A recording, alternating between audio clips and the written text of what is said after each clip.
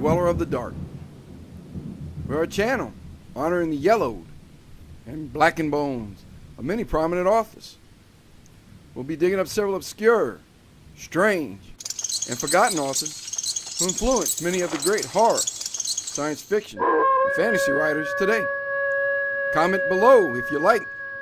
If you have authors you'd like to see recognized, list them in the comments or contact our author page. Subscribe for more tales of the horrifying, obscure, strange, and forgotten. We'll have quite a collection.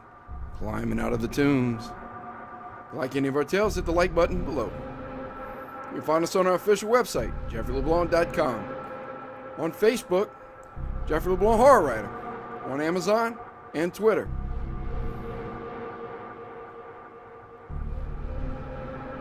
The Haunter of the Dark is a horror short story by H.P. Lovecraft, written in November of 1935 and published in the December 1936 edition of Weird Tales. It was the last written of the author's known works and is part of the Cthulhu Mythos. Please note the atmospheric epigraph of The Haunter of the Dark.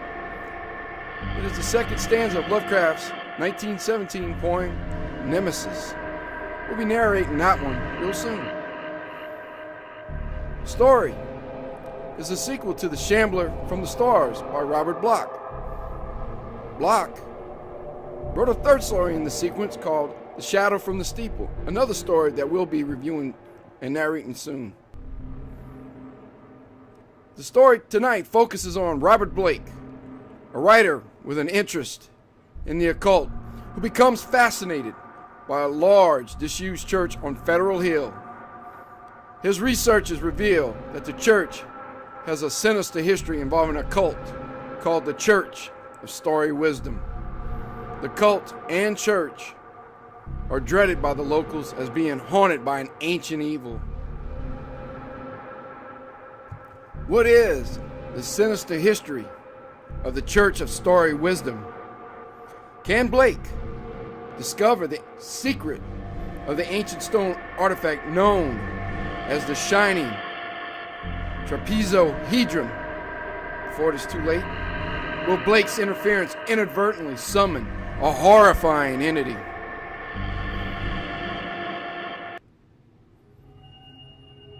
The Haunter of the Dark by H.P. Lovecraft. Dedicated to Robert Bloch. Poem. I have seen the dark universe yawning, where the black planets roll without aim, where they roll in their horror unheeded, without knowledge or luster or name. Nemesis.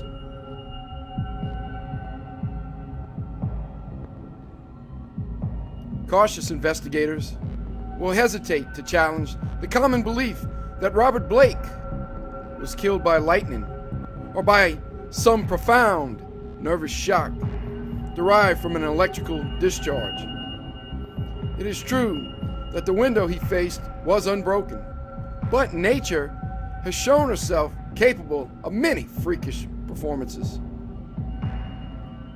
The expression on his face may easily have arisen from some obscure muscular source unrelated to anything he saw, while the entries in his diary are clearly the result of a fantastic imagination aroused by certain local superstitions and by certain old matters he had uncovered.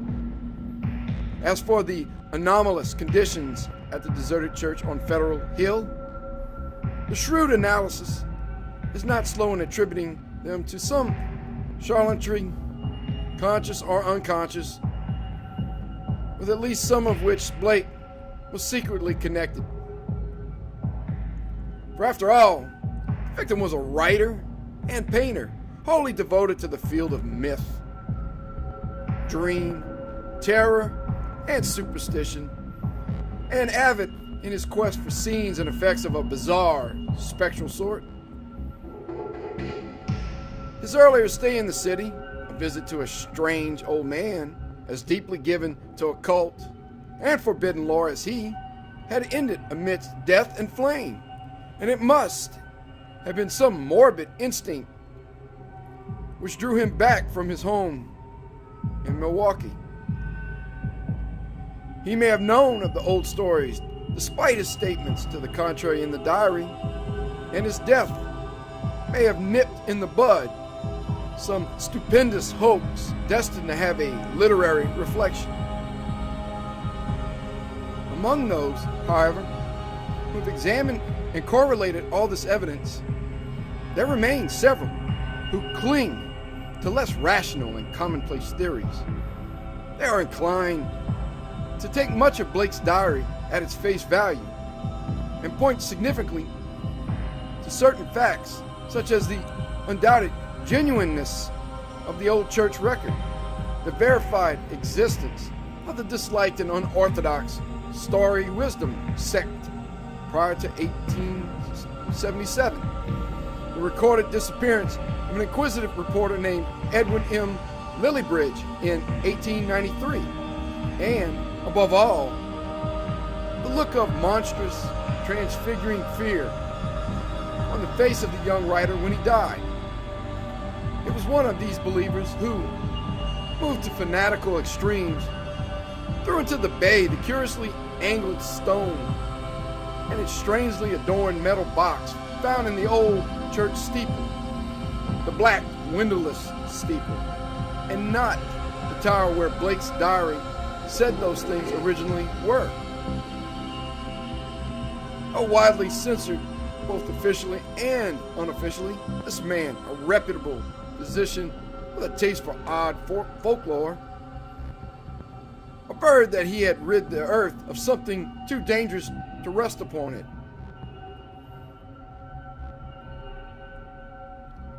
Between these two schools of opinion, the reader must judge for himself. The papers have given the tangible details from a skeptical angle, leaving for others the drawing of the picture as Robert Bloch saw it, or thought he saw it, or pretended to see it. Now, studying the diary closely, dispassionately, and at leisure, let us summarize the dark chain of events from the expressed point of view of their chief actor.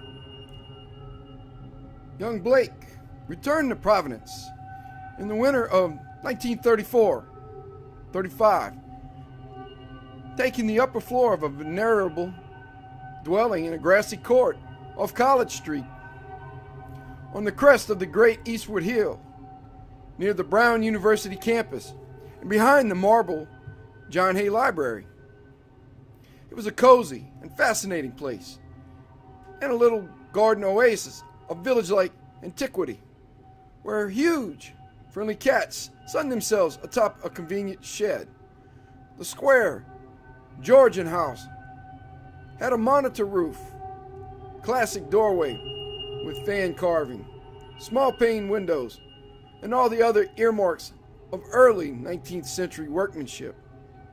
Inside were 6-paneled doors, wide floorboards, a curving colonial staircase, white Adam period mantels, and a rear set of rooms 3 steps below the general level. Blake's study, a large southwest chamber, overlooked the front garden on one side, while its west windows, before one of which he had his desk, faced off from the brow of the hill and commanded a splendid view of the lower town's outspread roofs and of the mystical sunsets that flamed behind them. On the far horizon were the open countryside's purple slopes. Against these, some 2 miles away, rose the spectral hump of Federal Hill, bristling with huddled roofs and steeples whose remote outlines wavered mysteriously, taking fantastic forms as the smoke of the city swirled up and enmeshed them. Blake had a curious sense that he was looking upon some unknown, ethereal world which might or might not vanish in dream if ever he tried to seek it out and enter it in person. Having sent home for most of his books, Blake sought some antique furniture suitable to his quarters and settled down to write and paint, living alone and attending to the simple housework himself. His studio was in a north attic room where the panes of the monitor roof furnished admirable lighting.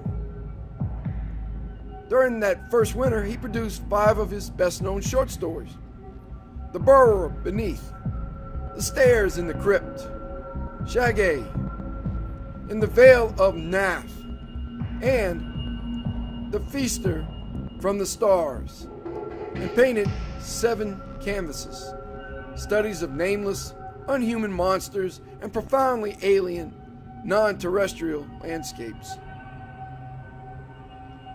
At sunset, he would often sit at his desk and gaze dreamily off at the outspread west, the dark towers of Memorial Hall just below, the Georgian courthouse belfry, the lofty pinnacles of the downtown section, and that shimmering, spired-crowned mound in the distance whose unknown streets and the labyrinthine gables so potently provoked his fancy. From his few local acquaintances, he learned that the far-off slope was a vast Italian quarter, though most of the houses were remnants of older Yankee and Irish days. Now and then, he would train his field glasses on that spectral, unreachable world beyond the curling smoke, picking out individual roofs and chimneys and steeples, and speculating upon the bizarre and curious mysteries they might house. Even with optical aid, Federal Hill seemed somehow alien, half fabulous, and linked to the unreal, intangible marvels of Blake's own tales and pictures. The feeling would persist long after the hill had faded into the violet, lamp-starred twilight, and the courthouse floodlights and the red Industrial Trust beacon had blazed up to make the night grotesque. Of all the distant objects on Federal Hill, a certain huge, dark church most fascinated Blake.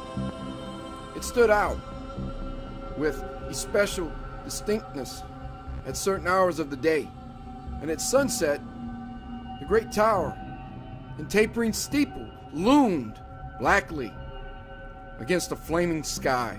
It seemed to rest on especially high ground, for the grimy facade and the obliquely seen north side with sloping roof and the tops of great pointed windows rose boldly above the tangle of surrounding ridgepoles and chimney pots.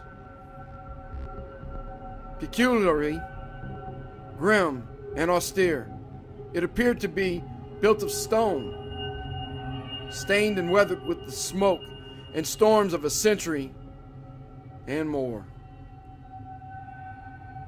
The style, so far as the glass could show, was that earliest experimental form of Gothic revival, which preceded the stately Upjohn period and held over some of the outlines and proportions of the Georgian age.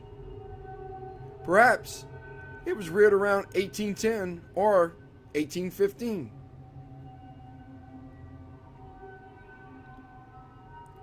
As months passed, Blake watched the far-off, forbidding structure with an oddly mounting interest. Since the vast windows were never lighted, he knew that it must be vacant. The longer he watched, the more his imagination worked, till at length he began to fancy curious things. He believed that a vague, singular aura of desolation hovered over the place, so that even the pigeons and swallows shunned its smoky eaves. Around other towers and belfries, his glass would reveal great flocks of birds, but here they never rested. At least, that is what he thought and set down in his diary. He pointed the place out to several friends, but none of them had even been on Federal Hill or possessed the faintest notion of what the church was or had been. In the spring, a deep restlessness gripped Blake. He had begun his long-planned novel, based on a supposed survival of the witch cult in Maine, but was strangely unable to make progress with it. More and more, he would sit at his westward window and gaze at the distant hill and the black, frowning steeple shunned by the birds. When the delicate leaves came out on the garden boughs, the world was filled with a new beauty. But Blake's restlessness was merely increased. It was then that he first thought of crossing the city and climbing bodily up that fabulous slope into the smoke-wreathed world of dream. Late in April, just before the eon-shadowed Walpurgis time, Blake made his first trip into the unknown, plodding through the endless downtown streets and the bleak, decayed squares beyond. He came finally upon the ascending avenue of century-worn steps, sagging Doric porches, and blear-paned cupolas, which he felt must lead up to the long-known, unreachable world beyond the mist. There were dingy blue and white street signs, which meant nothing to him, and presently he noted the strange, dark faces of the drifting crowds, and the foreign signs over curious shops in brown, decade-weathered buildings. Nowhere could he find any of the objects he had seen from afar, so that once more he half fancied that the Federal Hill of that distant view was a dream world, never to be trod by living human feet. Now and then, a battered church facade or crumbling spire came in sight, but never the blackened pile that he sought. When he asked the shopkeeper about a great stone church, the man smiled and shook his head, though he spoke English freely. As Blake climbed higher, the region seemed stranger and stranger, with bewildering mazes of brooding brown alleys leading eternally off to the south. He crossed 2 or 3 broad avenues, and once thought he glimpsed a familiar tower. Again, he asked the merchant about the massive church of stone, and this time he could have sworn that the plea of ignorance was feigned. The dark man's face had a look of fear, which he tried to hide, and Blake saw him make a curious sign with his right hand. Then suddenly, a black spire stood out against the cloudy sky on his left, above the tiers of brown roofs lining the tangled southerly alleys. Blake knew at once what it was, and plunged forward it through the squalid, unpaved lanes that climbed from the avenue.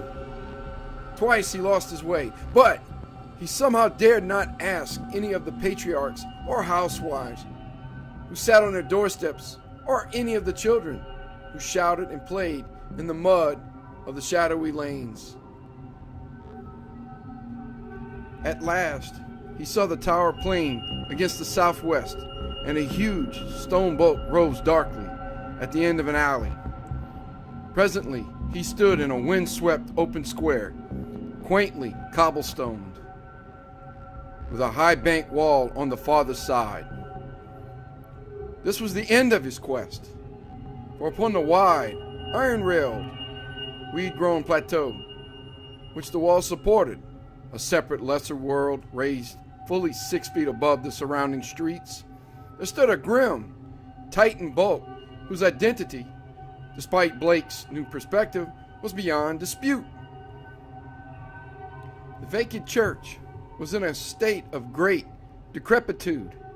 Some of the high stone buttresses had fallen, and several delicate finials lay half lost among the brown, neglected weeds and grasses. The sooty, Gothic windows were largely unbroken, though many of the stone mullions were missing. Blake wondered how the obscurely painted panes could have survived so well, in view of the known habits of small boys the world over. The massive doors were intact and tightly closed. Around the top of the bank wall, fully enclosing the grounds, was a rusty iron fence whose gate, at the head of a flight of steps from the square, was visibly padlocked. The path from the gate to the building was completely overgrown. Desolation and decay hung like a pall above the place, and in the birdless eaves and black, ivoryless walls, Blake felt a touch of the dimly sinister beyond his power to define.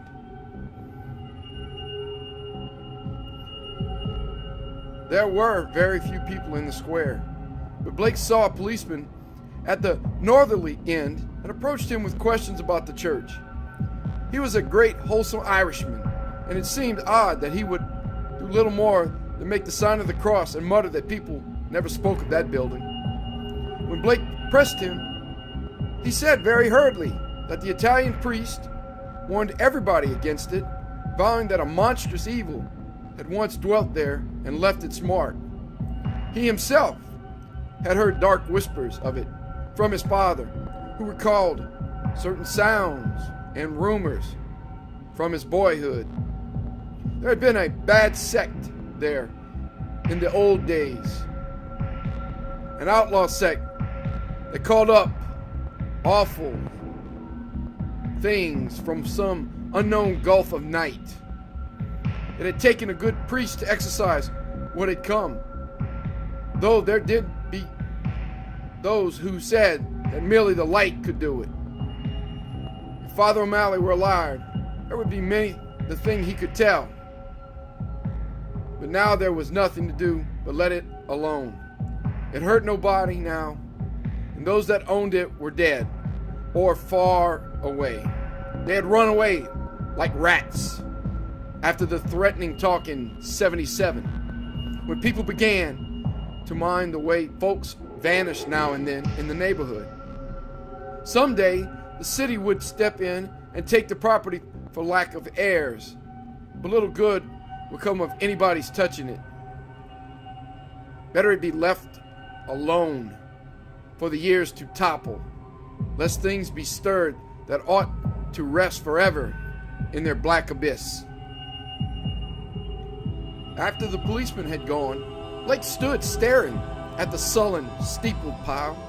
It excited him to find that the structure seemed as sinister to others as to him, and he wondered what grain of truth might lie behind the old tales the bluecoat had repeated.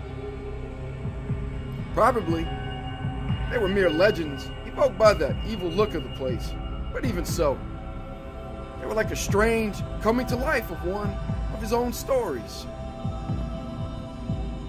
The afternoon sun came out from behind dispersed clouds, but seemed unable to light up the stained, sooty walls of the old temple that towered on its high plateau. It was odd that the green of spring had not touched the brown, withered growths in the raised, iron-fenced yard. Blake found himself edging nearer the raised area and examining the bank wall and rusted fence for possible avenues of ingress. There was a terrible lure about the blackened vein which was not to be resisted. The fence had no opening near the steps, but around on the north side were some missing bars. He could go up the steps and walk around on the narrow coping outside the fence till he came to the gap. If the people feared the place so wildly, he would encounter no interference. He was on the embankment and almost inside the fence before anyone noticed him. Then, looking down, he saw the few people in the square edging away. and making the same sign with their right hands that the shopkeeper in the avenue had made. Several windows were slammed down, and a fat woman darted into the street and pulled some small children inside a rickety, unpainted house. The gap in the fence was very easy to pass through, and before long, Blake found himself waiting amidst the rotting, tangled growths of the deserted yard. Here and there, the worn stump of a headstone told him that there had once been burials in this field, but that, he saw, must have been very long ago. The sheer bulk of the church was oppressive now that he was close to it, but he conquered his mood and approached to try the three great doors in the facade. All were securely locked, so he began a circuit of the Cyclopean building in quest of some minor and more penetrable opening.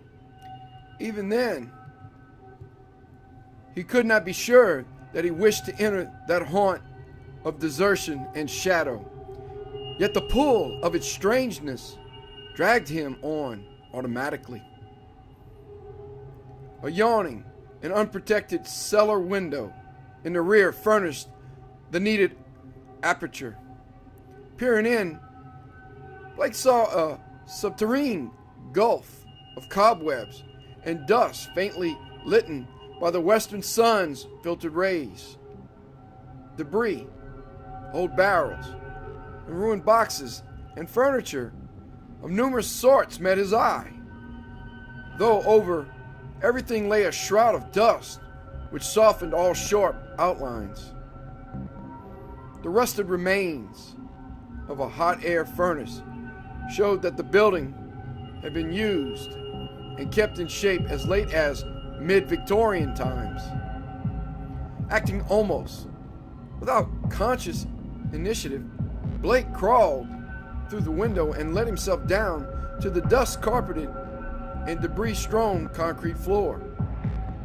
The vaulted cellar was a vast one, without partitions, and in a corner far to the right, amidst dense shadows, he saw a black archway, evidently leading upstairs.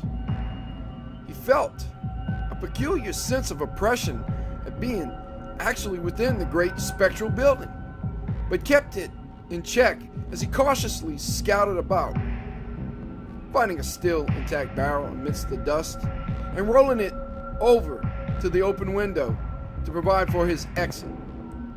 Then, bracing himself, he crossed the wide, cobweb-festooned space toward the arch.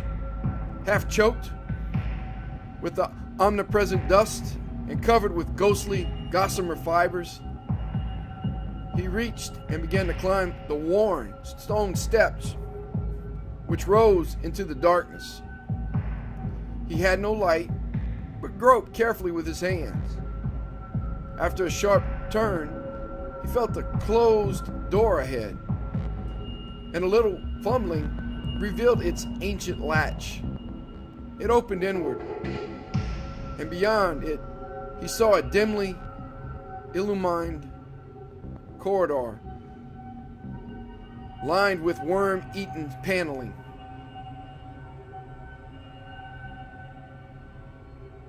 Once on the ground floor, Blake began exploring in a rapid fashion.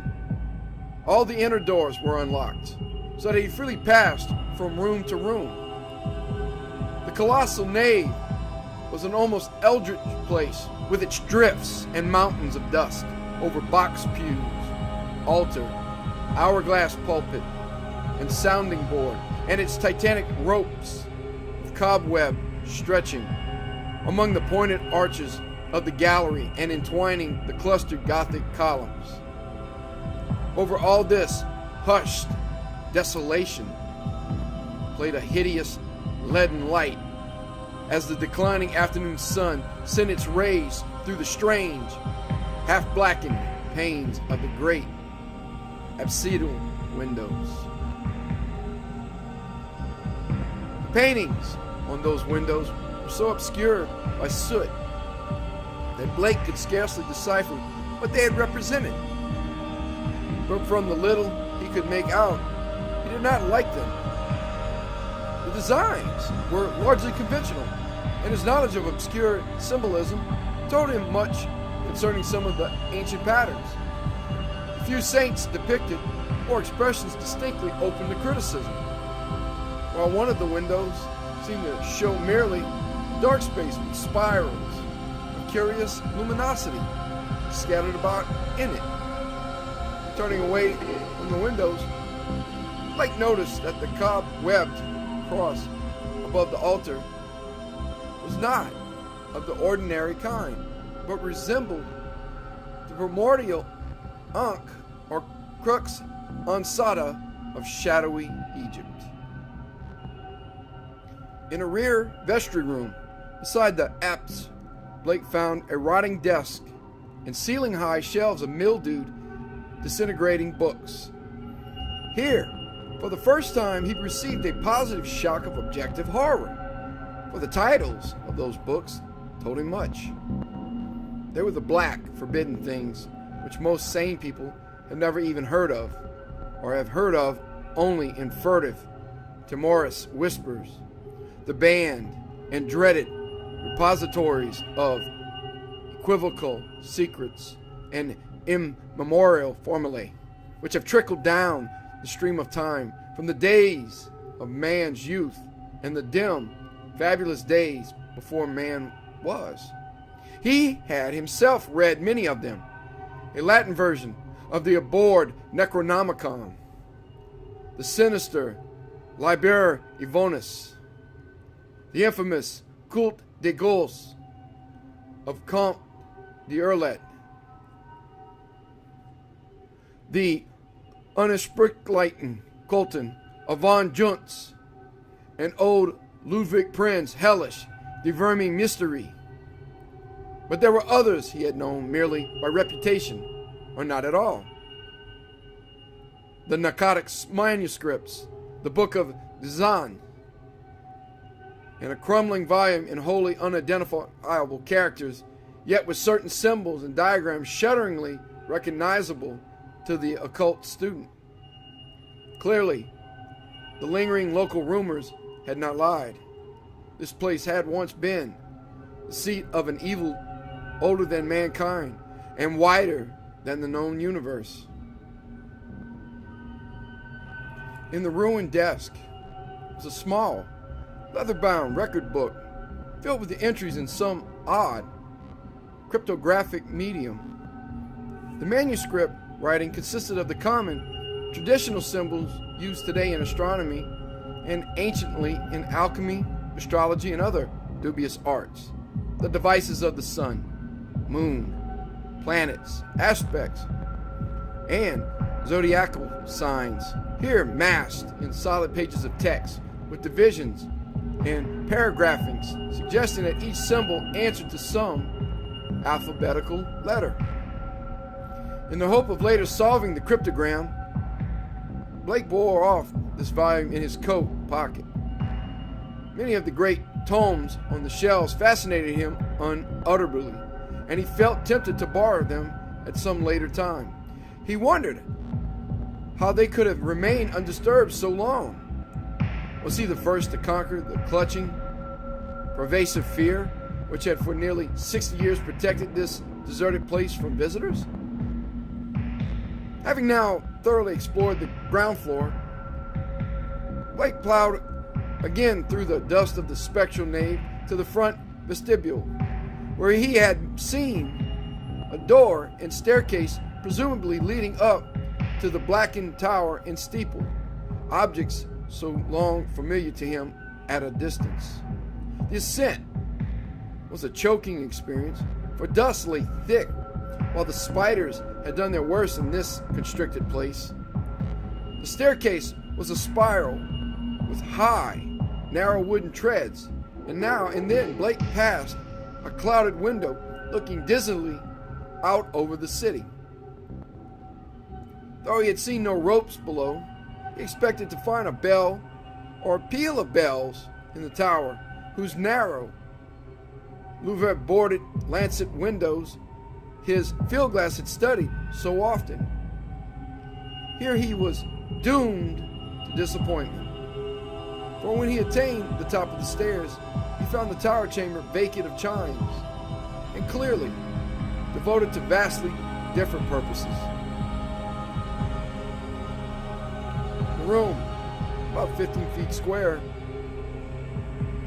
was faintly lighted by 4 lancet windows, one on each side, which were glazed within their screening of decayed louver boards. These had been further fitted with tight, opaque screens, but the latter were now largely rotted away. In the center of the dust-laden floor rose a curiously angled stone pillar, some 4 feet in height and 2 in average diameter, covered on each side with bizarre, crudely incised, and wholly unrecognizable hieroglyphs. On this pillar rested a metal box of peculiarly asymmetrical form, its hinged lid thrown back, and its interior holding what looked, beneath the decayed deep dust, to be an egg-shaped or irregularly spherical object, some 4 inches through.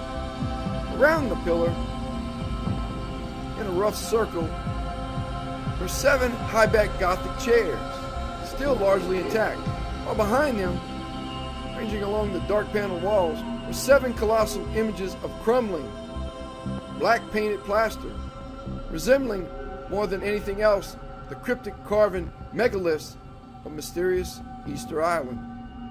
In one corner of the cobweb chamber, a ladder was built into the wall, leading up to the closed trapdoor of the windowless steeple above. As Blake grew accustomed to the feeble light, he noticed odd bas-reliefs on the strange open box of yellowish metal. Approaching, he tried to clear the dust away with his hands and a handkerchief, and saw that the figurines were of a monstrous and utterly alien kind, depicting entities which, though seemingly alive, resembled no known life form ever evolved on this planet. The 4-inch seeming spear turned out to be a nearly black, red-striated polyhedron with many irregular flat surfaces, either a very remarkable crystal of some sort or an artificial object of carved and highly polished mineral matter. It did not touch the bottom of the box, but was held suspended by means of a metal band round its center, with 7 queerly designed supports extending horizontally to the angles of the box's inner wall near the top. The stone, once exposed, exerted upon Blake an almost alarming fascination. He could scarcely tear his eyes from it, and as he looked at its glistening surfaces, he almost fancied it was transparent, with half-formed worlds of wonder within. Into his mind floated pictures of alien orbs with great stone towers, and other orbs with Titan mountains and no mark of life, and still remoter spaces where only a stirring and vague blackness told of the presence of consciousness and will. When he did look away, it was to notice a somewhat singular mound of dust in the far corner near the ladder to the steeple. Just why it took his attention, he could not tell, but something in its contours carried a message to his unconscious mind. Plowing toward it and brushing aside the tangled cobwebs as he went, he began to discern something grim about it. Hand and handkerchief soon revealed the truth, and Blake gasped with a baffling mixture of emotions. It was a human skeleton, and it must have been there for a very long time. The clothing was in shreds, but some buttons and fragments of cloth bespoke a man's gray suit. There were other bits of evidence: shoes, metal clasp, huge buttons for round cuffs, a stick pin of bygone pattern, a reporter's badge with the name of the old Providence Telegram, and a crumbling leather pocketbook. Blake examined the latter with care, finding within it several bills of antiquated issue, a celluloid advertising calendar for 1893, some cards with the name Edwin M. Lillibridge, and a paper covered with penciled memoranda. This paper held much of a puzzling nature, and Blake read it carefully at the dim westward window. Its disjointed text included such phrases as the following: Professor Enoch Bowen, home from Egypt, May 1844. Buys Old Free Will Church in July. His archaeological work and studies in occult well known. Dr. Drown of Fourth Baptist warns against story wisdom in sermon, December 29, 1844. Congregation, 97 by end of 45. 1846, 3 disappearances. First mention of shining trapezohedron.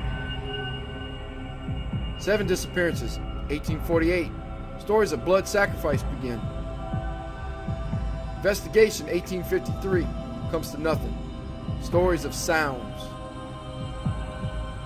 Father O'Malley. Tales of devil worshiping, with box found in great Egyptian ruins. Says they call up something that can't exist in light. Flees a little light and banished by strong light. Then has to be summoned again. Probably got this from Deathbed Confession of Francis X. Feeney, who had joined Story Wisdom in 49. These people say the shining trapezohedron shows them heaven and other worlds, and that the haunter of the dark tells them secrets in some way. Story of Orrin B. Eddy, 1857. They call it up by gazing at the crystal and have a secret language of their own. 200 or more in Congo, 1863. Exclusive of men at front. Irish boys mob church in 1869 after Patrick Regan's disappearance. Veiled article in J, March 14th, 72. But people don't talk about it. 6 disappearances, 1876. Secret committee calls on Mayor Doyle. Action promised, February 1877. Church closes in April. Gang.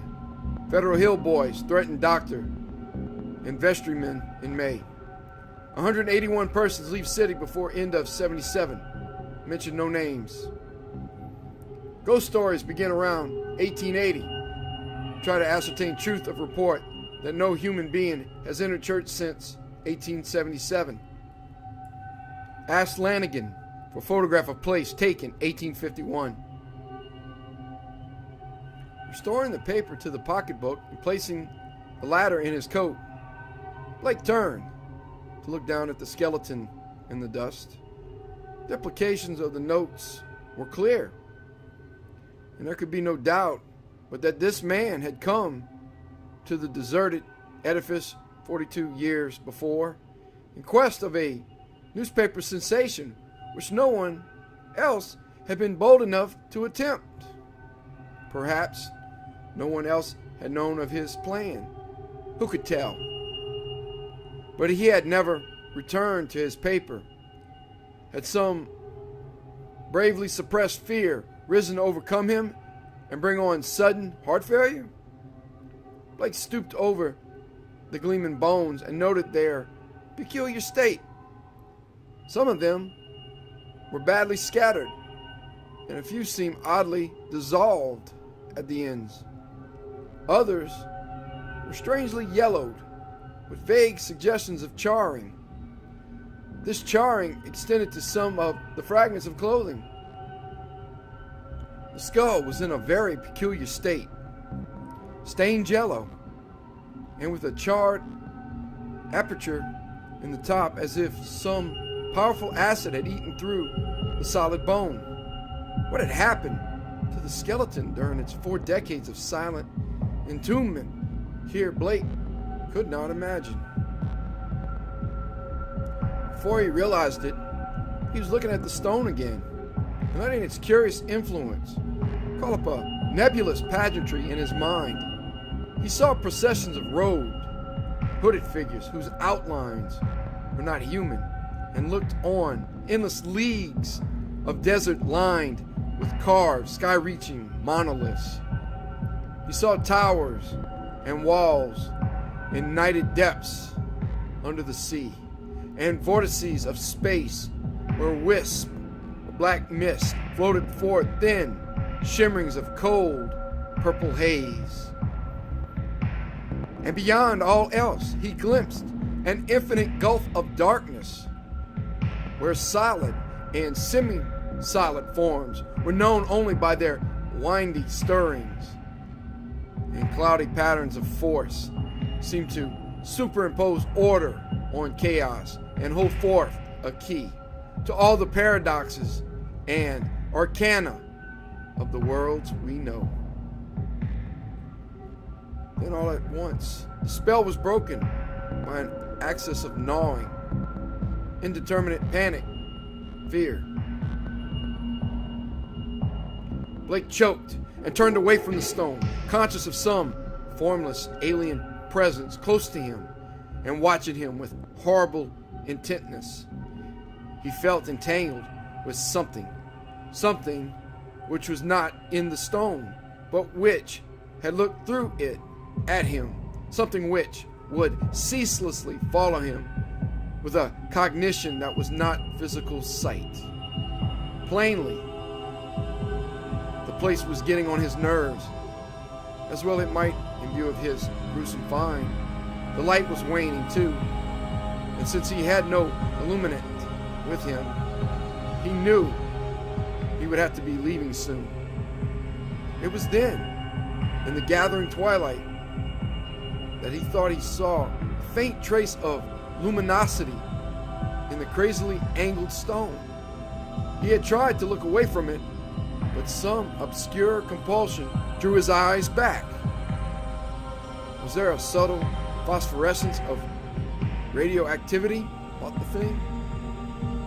What was it that the dead man's note had said concerning a shining trapezohedron? What, anyway, was this abandoned lair of cosmic evil? What had been done here, and what might still be lurking in the bird-shunned shadows? It seemed now as if an elusive touch of better had arisen somewhere close by, though its source was not apparent. Blake seized the cover of the long open box and snapped it down. It removed easily on its alien hinges and closed completely over the unmistakably glowing stone. At the sharp click of that closing, a soft stirring sound seemed to come from the steeple's eternal blackness overhead. Beyond the trap door, rats, without question, only living things to reveal their presence in this accursed pile since he had entered it.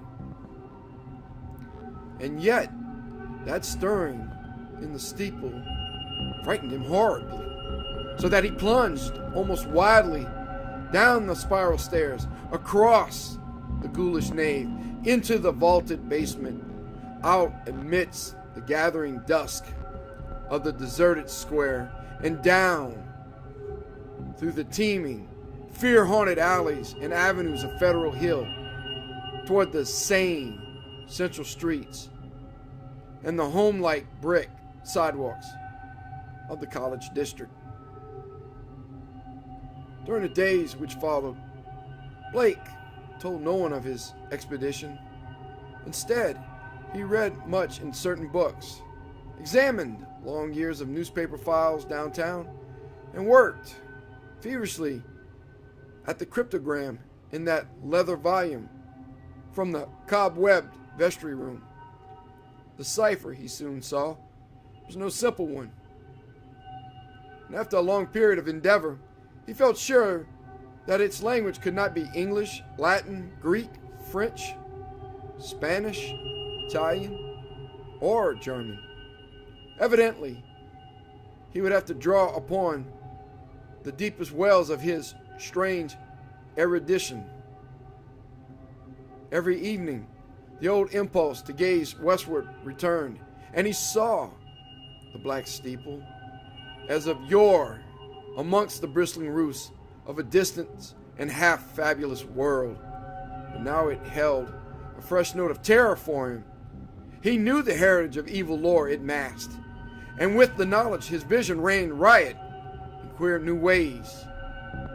The birds of spring were returning, and as he watched their sunset flights, he fancied they avoided the gaunt lone spire as never before. When a flock of them approached it, he thought they would wheel and scatter in panic confusion. And he could guess at the wild twitterings which failed to reach him across the intervening miles. It was in June that Blake's diary told of his victory over the cryptogram. The text was, he found, in the dark Aklo language used by certain cults of evil antiquity, and known to him in a halting way through previous researches. The diary is strangely reticent about what Blake deciphered, but he was patently awed and disconcerted by his results. There are references to a haunter of the dark, awaked by gazing into the shining trapezohedron, and insane conjectures about the black gulfs of chaos from which it was called. The being is spoken of as holding all knowledge and demanding monstrous sacrifices. Some of Blake's entries show fear lest the thing, which he seemed to regard as summoned, stalk abroad, though he adds that the streetlights form a bulwark which cannot be crossed. Of the shining trapezohedron, he speaks often, calling it a window on all time and space, and tracing its history from the days it was fashioned on dark Yugath, before ever the old ones brought it to earth. It was treasured and placed in its curious box by the crinoid things of Antarctica, salvaged from their ruins by the serpent men of Volusia, and peered at eons later in Lemuria by the first human beings. It crossed strange lands and stranger seas, and sank with Atlantis before a Minoan fisher meshed it in his net and sold it to swarthy merchants from knighted Kim. The pharaoh, nephren-ka, built around it a temple with a windowless crypt, and did that which caused his name to be stricken from all monuments and records. Then it slept in the ruins of that evil fane, which the priest and the new pharaoh destroyed, till the delver's spade once more brought it forth to curse mankind. Early in July, the newspapers oddly supplement Blake's entries, though in so brief and casual way that only the diary was called general attention to their contribution. It appears that a new fear had been growing on Federal Hill since a stranger had entered the dreaded church. The Italians whispered unaccustomed stirrings and bumpings and scrapings in the dark, windowless steeple, and called on their priests to banish an entity which haunted their dreams. Something, they said, was constantly watching at a door to see if it were dark enough to venture forth. Press items mentioned the long-standing local superstitions, but failed to shed much light on the earlier background of the horror. It was obvious that the young reporters of today are no antiquarians.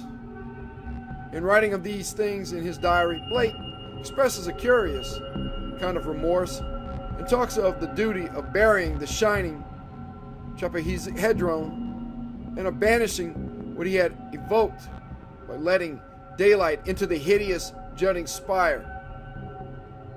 At the same time, however, he displays the dangerous extent of his fascination and emits a morbid longing, pervading even his dreams, to visit the accursed tower and gaze again into the cosmic secrets of the glowing stone. Then something in the journal on the morning of July 17th threw the diarist into a veritable fever of horror. It was only a variant of the other half-humorous items about the Federal Hill restlessness, but to Blake it was somehow very terrible indeed. In the night, a thunderstorm had put the city's lightning system out of commission for a full hour, and in that black interval the Italians had nearly gone mad with fright.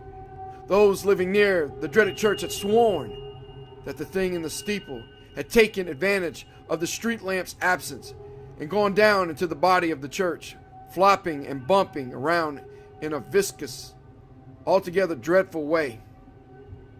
Toward the last, it had bumped up to the tower where there were sounds of the shattering of glass. It could go wherever the darkness reached, but light would always send it fleeing.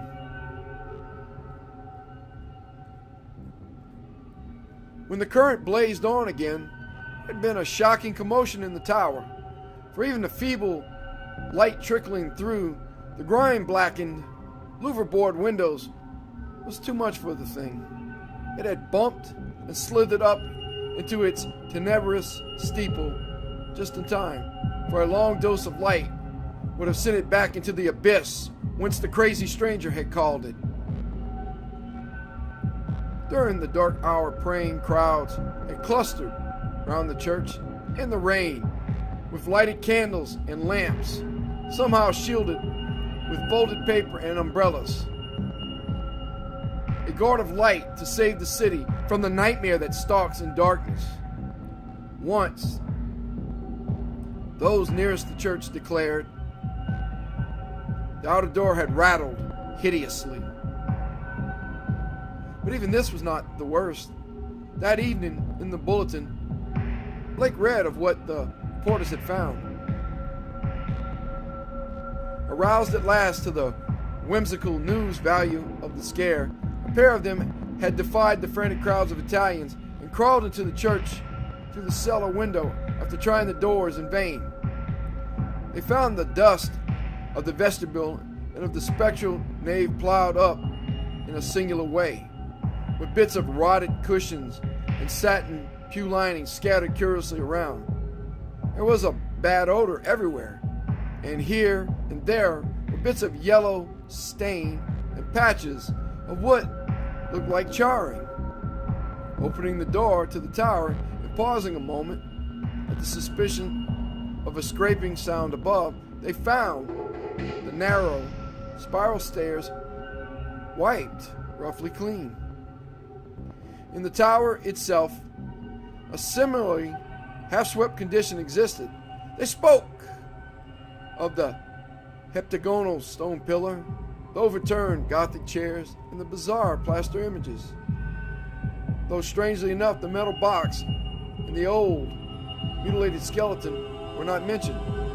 What disturbed Blake the most, except for the hints of stains and charring and bad odors, was the final detail that explained the crashing glass. Every one of the tower's lancet windows was broken, and two of them had been darkened in a crude and hurried way by the stuffing of satin pew linings and cushioned horsehair into the spaces between the slanting exterior louverboards. More satin fragments and bunches of horsehair lay scattered around the newly swept floor, as if someone had been interrupted in the act of restoring the tower to the absolute blackness of its tightly curtained days.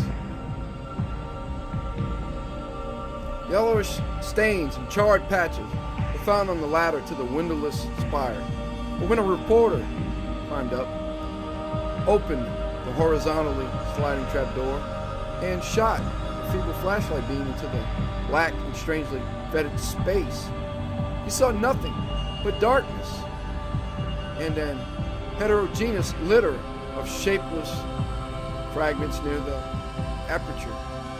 The verdict, of course, was charlatanry. Somebody had played a joke on the superstitious hill dwellers, or else some fanatic had striven to bolster up their fears for their own supposed good. Or perhaps some of the younger and more sophisticated dwellers had staged an elaborate hoax on the outside world. There was an amusing aftermath when the police sent an officer to verify the reports. 3 men in succession found ways of evading the assignment,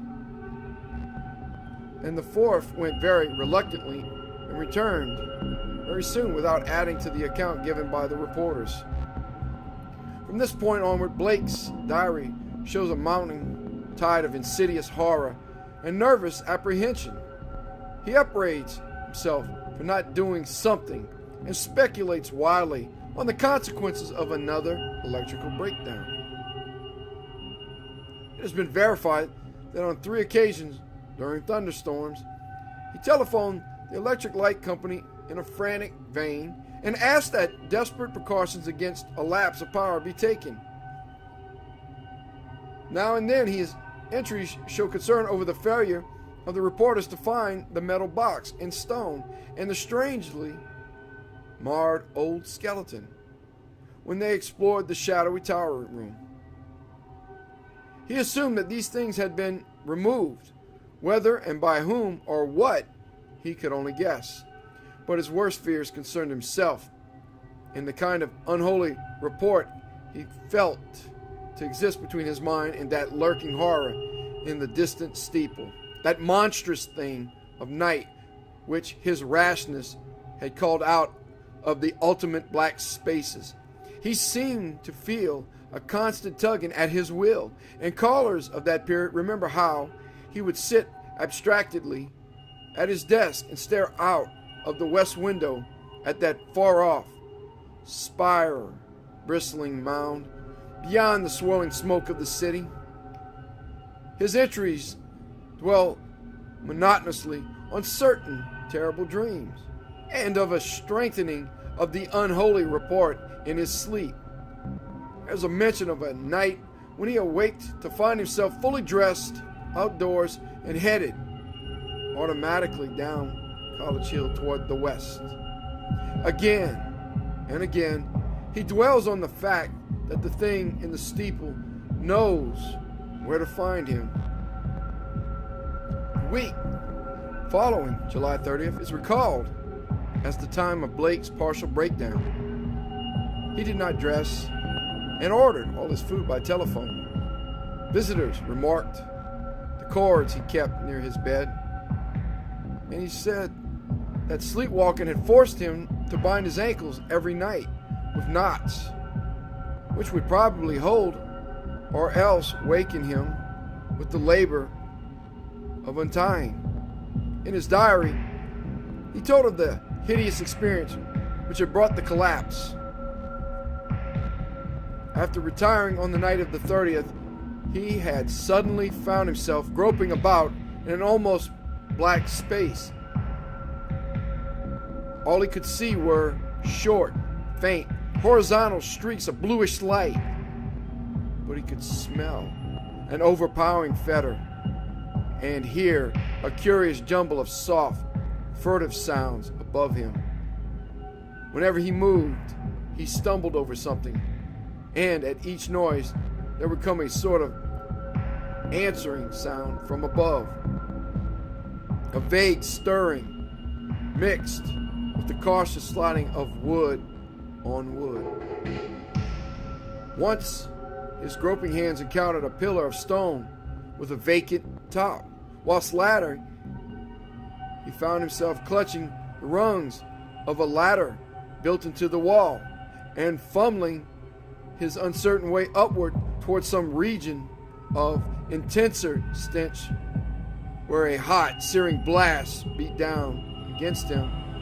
Before his eyes, a kaleidoscopic range of phantasmal images played, all of them dissolving at intervals into the picture of a vast, unplumbed abyss of night, wherein whirled suns and worlds of an even profounder blackness.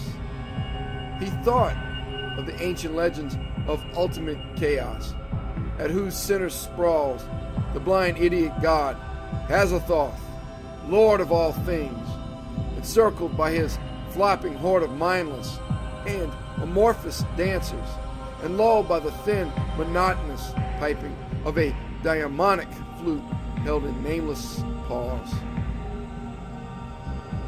Then a sharp report from the outer world broke through his stupor and roused him to the unutterable horror of his position. What it was, he never knew. Perhaps it was some belated peal from the fireworks heard all summer on Federal Hill, as the dwellers hailed their various patron saints, or the saints of their native villages in Italy. In any event, he shrieked aloud, dropped frantically from the ladder, and stumbled blindly across the obstructed floor of the almost lightless chamber that encompassed him. He knew instantly where he was, and plunged recklessly down the narrow spiral staircase, tripping and bruising himself at every turn. There was a nightmare flight through a vast cobweb nave, whose ghostly arches reached up to realms of leering shadow, a sightless scramble through a littered basement, a climb to regions of air and streetlights outside, and a mad racing down a spectral hill of gibbering gables, across a grim, silent city of tall black towers, and up the steep eastward precipice to his own ancient door. On regaining consciousness in the morning, he found himself lying on his study floor, fully dressed. Dirt and cobwebs covered him, and every inch of his body seemed sore and bruised. When he faced the mirror, he saw that his hair was badly scorched, while a trace of strange, evil odor seemed to cling to his outer clothing. It was then that his nerves broke down. Thereafter, lounging exhaustedly about in a dressing gown, he did little but stare from his west window, shiver at the threat of thunder, and make wild entries in his diary. The great storm broke just before midnight on August 8th. Lightning struck repeatedly in all parts of the city, and 2 remarkable fireballs were reported. The rain was torrential, while a constant fusillade of thunder brought sleeplessness to thousands. Blake was utterly frantic in his fear for the lighting system, and tried to telephone the company around 1 a.m., though by that time service had been temporarily cut off in the interest of safety. He recorded everything in his diary, the large, nervous, and often undecipherable hieroglyphs telling their own story of growing frenzy and despair, and of entries scrawled blindly in the dark. He had to keep the house dark in order to see out the window, and it appears that most of his time was spent at his desk, peering anxiously through the rain across the glistening miles of downtown roofs, at the constellation of distant lights marking Federal Hill. Now and then, he would fumblingly make an entry in his diary, so that detached phrases such as, "The lights must not go. It knows where I am. I must destroy it. And it is calling to me, but perhaps it means no injury this time," are found scattered down 2 of the pages. Then the lights went out all over the city. It happened at 2:12 a.m., according to Powerhouse records. But Blake's diary gives no indication of the time. The entry is merely, "Lights out. God help me." On Federal Hill, there were watchers as anxious as he, and rain-soaked knots of men paraded the square and alleys around the evil church, with umbrella-shaded candles, electric flashlights, oil lanterns, crucifixes, and obscure charms of the many sorts common to southern Italy. They blessed each flashing of lightning and made cryptic signs of fear with their right hands when a turn in the storm caused flashes to lessen, finally to cease altogether. A rising wind blew out most of the candles, so that the scene grew threateningly dark. Someone roused Father Merluzzo of Spirito Santo Church, and he hastened to the dismal square to pronounce whatever helpful syllables he could. Of the restless and curious sounds in the blackened tower, there could be no doubt whatever. For what happened at 2:35, we have the testimony of the priest, a young, intelligent, and well-educated person, a patrolman, William J. Monahan of the Central Station, an officer of the highest reliability who had paused at that part of his beat to inspect the crowd, and of most of the 78 men who had gathered around the church's high bank wall, especially those in the square where the eastward facade was visible. Of course, there was nothing which can be proved as being outside the order of nature. The possible causes of such an event are many. No one can speak with certainty of the obscure chemical processes arising in a vast, ancient, ill-aired, and long-deserted building of heterogeneous contents. Mephitic vapors, spontaneous combustion, pressure, gases born of long decay. Any one of a numberless phenomena might be responsible. And then, of course, the factor of conscious charlatanry can by no means be excluded. The thing was really quite simple in itself and covered less than 3 minutes of actual time. Father Merluzzo, always a precise man, looked at his watch repeatedly.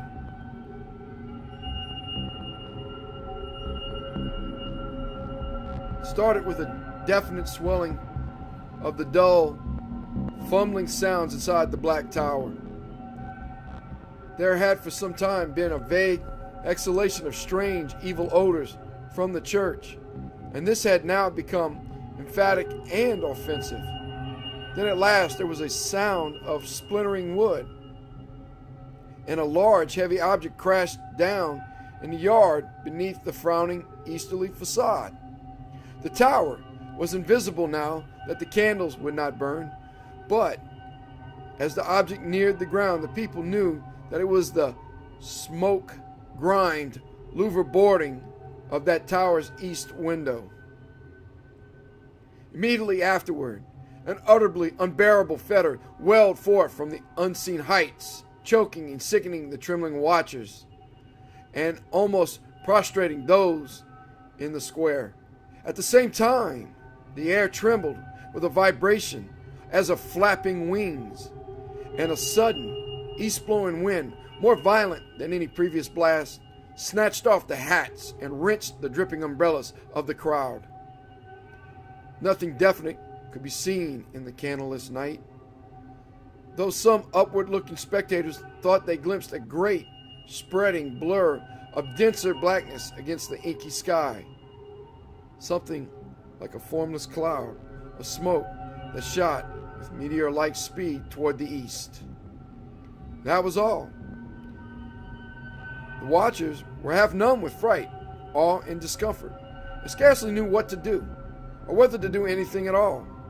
Not knowing what had happened, they did not relax their vigil, and a moment later they sent up a prayer as a sharp flash of belated lightning followed by an ear-splitting crash of sound, rent the flooded heavens. Half an hour later, the rain stopped, and in 15 minutes more, the streetlights sprang on again, sending the wary, bedraggled watchers relievedly back to their homes. The next day's papers gave these matters minor mention in connection with the general storm reports. It seems that the great lightning flash and deafening explosion which followed the Federal Hill occurrence were even more tremendous farther east, where a burst of the singular fetor was likewise noticed. The phenomenon was most marked over College Hill, where the crash awaked all the sleeping inhabitants and led to a bewildered round of speculations. Of those who were already awake, only a few saw the anomalous blaze of light near the top of the hill, or noticed the inexplicable upward rush of air which almost stripped the leaves from the trees and blasted the plants in the gardens. It was agreed that the lone, sudden lightning bolt must have struck somewhere in this neighborhood, though no trace of its striking could afterward be found. A youth in the Tau Omega fraternity house thought he saw a grotesque and hideous mass of smoke in the air just as the preliminary flash burst, but his observation has not been verified. All of the few observers, however, agree as to the violent gust from the west and the flood of intolerable stench which preceded the belated stroke, whilst evidence concerning the momentary burned odor after the stroke is equally general. These points were discussed very carefully because of their probable connection with the death of Robert Bloch. Students in the side Delta house, whose upper rear windows looked into Bloch's study, noticed the blurred white face at the westward window on the morning of the 9th and wondered what was wrong with the expression. When they saw the same face in the same position that evening, they felt worried and watched for the lights to come up in his apartment. Later, they rang the bell of the darkened flat and finally had a policeman force the door. The rigid body sat bolt upright at the desk by the window, and when the intruders saw the glassy, bulging eyes and the marks of stark, convulsive fright on the twisted features, they turned away in sickened dismay. Shortly afterward, the coroner's physician made an examination, and despite the unbroken window, reported electrical shock or nervous tension induced by electrical discharge as the cause of death. The hideous expression he ignored altogether, deeming it a not improbable result of the profound shock as experienced by a person of such abnormal imagination and unbalanced emotions. He deduced these latter qualities from the books, paintings, and manuscripts found in the apartment and from the blindly scrawled entries in the diary on the desk. Bloch had prolonged his frenzied jottings to the last, and the broken pointed pencil was found clutched in his spasmodically contracted right hand. The entries after the failure of the lights were highly disjointed and legible only in part.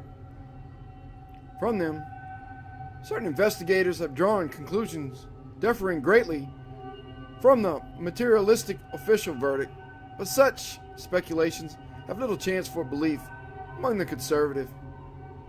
The case of these imaginative theorists has not been helped by the action of superstitious Dr. Dexter, who threw the curious box and angled stone, an object certainly self-luminous, as seen in the black windowless steeple where it was found, into the deepest channel of Narragansett Bay. Excessive imagination and neurotic unbalance on Blake's part, aggravated by knowledge of the evil bygone cult whose startling traces he had uncovered, formed the dominant interpretation given those final frenzied jottings. These are the entries, or all that can be made of them. Lights still out. Must be 5 minutes now. Everything depends on lightning. Yadith. Granted, we'll keep up. Some influence seems beating through it. Rain and thunder and wind deafen. The thing has taken hold of my mind. Trouble with memory. I see things I never knew before. Other worlds and other galaxies. Dark. The lightning seems dark, and the darkness seems light. It cannot be the real hill and church that I see in the pitch darkness. Must be retinal impression left by flashes. Heaven grant the Italians are out with their candles if the lightning stops. What am I afraid of? Is it not an avatar of Nyarlathotep, who in antique and shadowy Kim even took the form of man? I remember Yoggoth, and more distant Shagay, and the ultimate void of the black planets. The long, winging flight through the void cannot cross the universe of light, recreated by the thoughts caught in the shining trapezohedron. Send it through the horrible abscesses of radiance.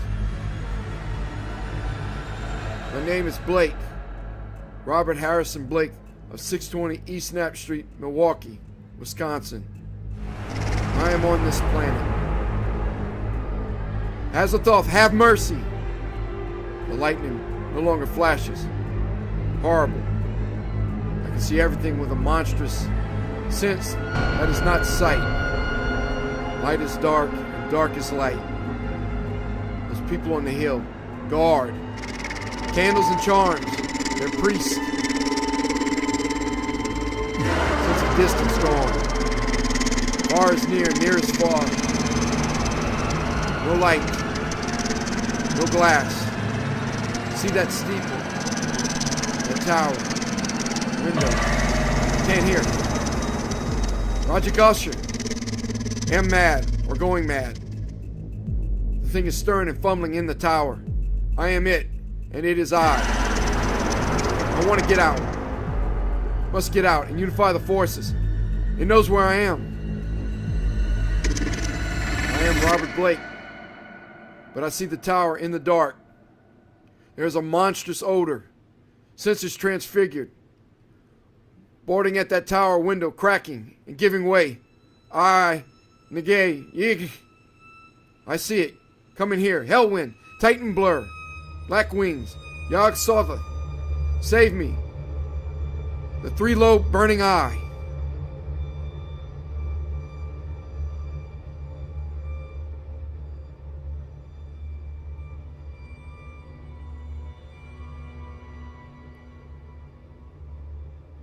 Thank you for listening.